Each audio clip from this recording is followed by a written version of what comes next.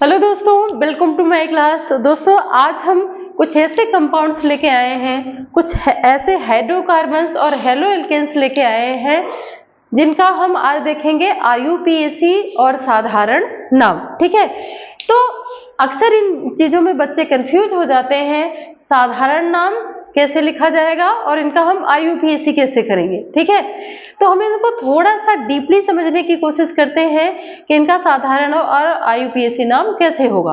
Halo alkane और alkene का जो साधारण नाम है उसको ऑलरेडी मैंने उसका वीडियो आपको प्रोवाइड करवा दिया है, तो अगर आपको इसमें कंफ्यूजन हो रहा है तो वहां पे मेरे चैनल पे जाके उस वीडियो को भी जरूर देखिएगा। ठीक है, तो यहाँ पे देखिए ये जैसे सीधी श्रृंखला है, ठीक है, और यहाँ पे एक शाखा के रूप में क्या जुड़ा हुआ है, हाइड्रोजन या क्लोरीन। यहाँ पे इसी नंबर पे क्या जुड़ा हुआ है, मेथिल। अब इसका हम साधारण नाम, अब देखो शाखा तो सेम है, ये भी आपकी दूसरे कार्बन पे है अगर हम इधर से काउंटिंग करेंगे, और ये भी आपके दूसरे कार्बन पे है अगर हम इधर से काउंटिंग करेंगे। ठीक है, तो अब इसका नामकरण कैसे करेंगे, तो देखिए साधारण नाम में क्या हो जाएगा, आपको पता है कि अगर अंतिम के पहले वाले कार्बन पे एक शाखा निकली रहती है साधारण नाम में तो हम क्या लगाते हैं, आइसो। लेकिन कब आइसो लगाएंगे, जब अंतिम शाखा के रूप में मिथाइल समूह होगा, या तो मेथिल या तो एथिल या तो प्रोपिल ग्रुप जुड़ा होगा, तब हम यहाँ पे क्या लगाएंगे, आइसो। दूसरी बात, ये जरूरी नहीं है कि इसी को आप अंतिम श्रृंखला मानो। हम अगर इधर से काउंटिंग करेंगे तो 1 2 3 4 5, ये दूसरा नंबर नहीं, ये दूसरा नंबर कैसे, अंतिम के पहले वाला कौन सा होगा, ये दूसरा नंबर। ठीक है, मतलब सेकेंड लास्ट कार्बन पे एक शाखा जुड़ी हो। अगर हम काउंटिंग कहां से करते हैं, शुरुआत कहां से करते हैं, इधर से। अगर हम शुरुआत यहां से करते हैं तो 1 2 3 4 5, तो अंतिम कार्बन कौन सा होगा, ये वाला, और उसके पहले वाला कार्बन ये। तो सेकेंड लास्ट मतलब अंतिम के पहले वाले कार्बन पे अगर क्या जुड़ा हो, मिथाइल ग्रुप या इथाइल ग्रुप, तो वो आपका क्या कहलाएगा, आइसो।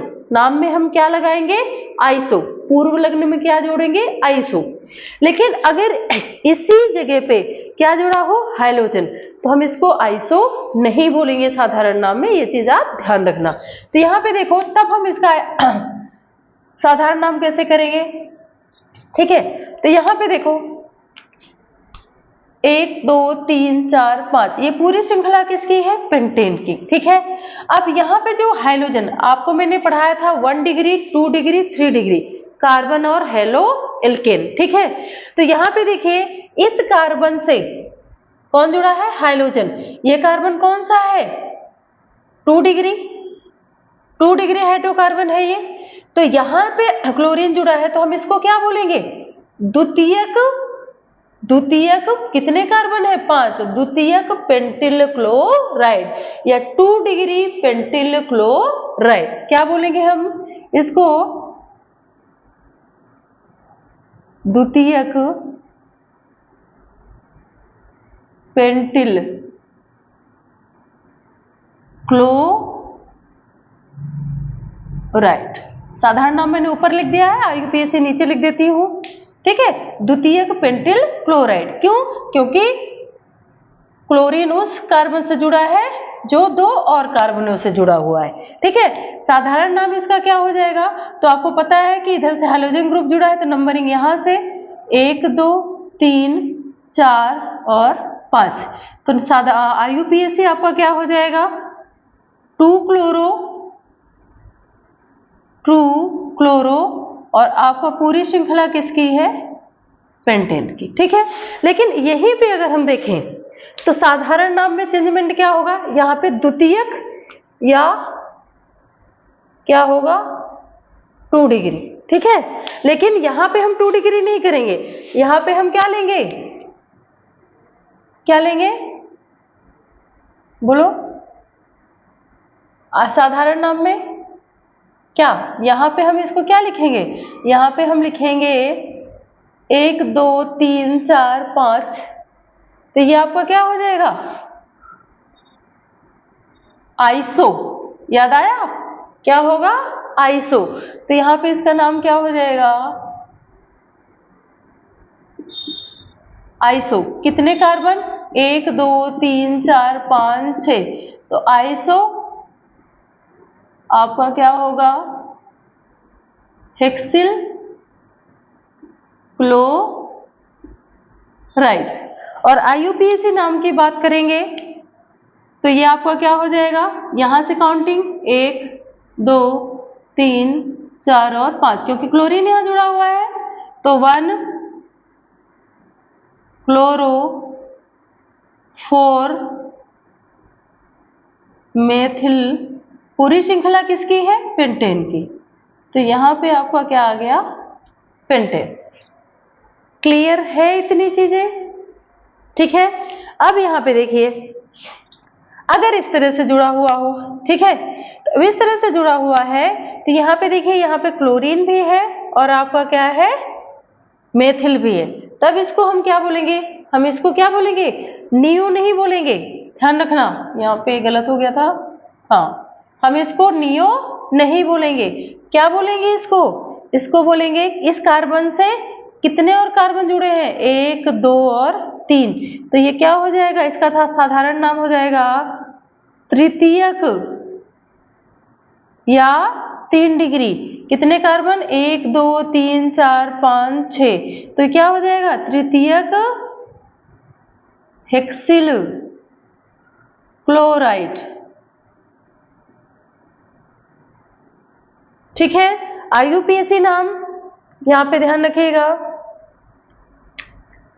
1 2 3 4 5, क्यों यहां से काउंटिंग किए, क्योंकि यहाँ पे दोनों प्रतिस्थापी समूह इधर से पास में पड़ेंगे, तो इसका क्या हो जाएगा, 2 क्लोरो 2 मेथिल, पूरी श्रृंखला किसकी है, पेंटेन की, ठीक है। तो ये इसका क्या हो गया, IUPAC नाम। अब देखिए सेम ब्रांच इसमें भी है, लेकिन यहाँ पे क्लोरीन है और यहाँ दोनों तरफ क्या है आपका, मिथाइल, तो इसको हम क्या बोलेंगे, आपको पता है ये नियो हो जाएगा, क्योंकि दोनों तरफ क्या है, मिथाइल। यहाँ पे हमने नियो क्यों नहीं किया था, क्योंकि यहाँ पे एक तरफ आपका क्लोरीन है और एक तरफ क्या है, CH3 मिथाइल ग्रुप, अगर दोनों तरफ ही मिथाइल ग्रुप होता तब हम यहाँ पे नियो लगाते, ठीक है। तो यहाँ पे देखो इसका साधारण नाम क्या हो जाएगा, नियो, कितने कार्बन, 1 2 3 4 5 6 7, नियो आपका क्या हो जाएगा, हेप्टेन, ठीक है। और साधारण नाम की बात करें तो क्या होगा, 1 2 3 4 और 5, तो दूसरी जगह पे 2 मिथाइल ग्रुप है, तो 2,2 कितने मेथिल, 2, तो 2 के लिए डाई, और यहाँ पे आपका क्या हो जाएगा, डाई मेथिल, 2,2 डाई मेथिल, पूरी श्रृंखला किसकी है, पेंटेन की, ठीक है। तो ध्यान रखिएगा, हम वहां पे आइसो लगाएंगे, आइसो या नियो, जहां पे जो शाखा होगी वो किसकी होगी, मेथिल या एथिल ग्रुप की, अगर एक शाखा है तो आइसो, अगर ऊपर नीचे 2 शाखाएं हैं तो नियो, लेकिन 2 शाखाएं अगर हैं, एक अगर क्लोरीन है और दूसरा मिथाइल है, तो हम यहाँ पे इसको नियो नहीं बोलेंगे, क्या बोलेंगे, तृतीयक हेक्सिल क्लोराइड, ठीक है।